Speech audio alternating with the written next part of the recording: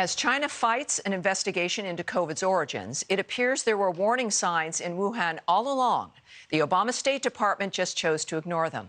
In 2015, after partnering with China, French intelligence alerted the U.S. to suspicions about the Wuhan Institute.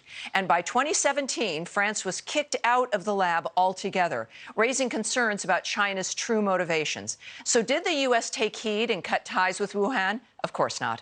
Instead, NIH continued funding the institute to the tune of $1.1 million over 10 years. Former COVID investigator David Asher did not mince words when detailing what China was really after, saying, the Chinese basically sucked state into its honeypot operation to gain access to U.S. technology, knowledge, and material support.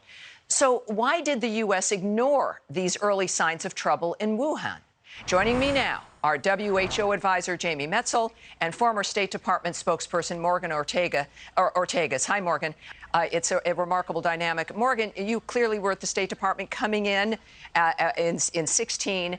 What did you see there? And, you know, it's difficult because then we had 4 years of Donald Trump. This dynamic continued on. What was your experience?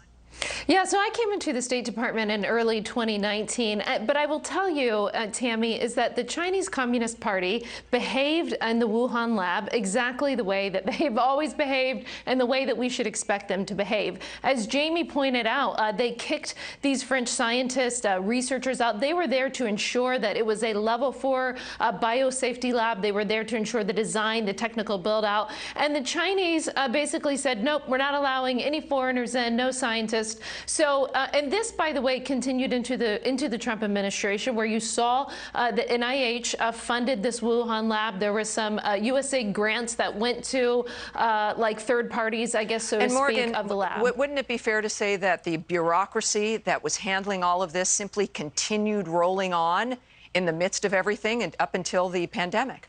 Well, one of the things that we did, Tammy, under Mike Pompeo at the State Department is we started taking a very, very critical look at every activity that we were engaged with the Chinese Communist Party. And the scientific parts of our government should have been doing that as well, knowing their behavior. So we looked at things like university campuses, right? People that are doing business in Xinjiang. No one was talking about forced labor, as Jamie just talked about, the genocide in Xinjiang. No one was pressuring American companies not to do business there until we really took that on at the State Department. And so in every place where there was a UN election, Mike Pompeo said to the team, we're going to map out every place where the Chinese are trying to take control of these international organizations, and we're going to compete to win. Unfortunately, the scientific community, that part of the United States government, should have been doing what Mike Pompeo's State Department was doing. Well, I'll tell you, we have at least a good perspective now about what we must do, and the American people are getting educated, and clearly things have got to change. Both of you, thank you very much for being here with me tonight.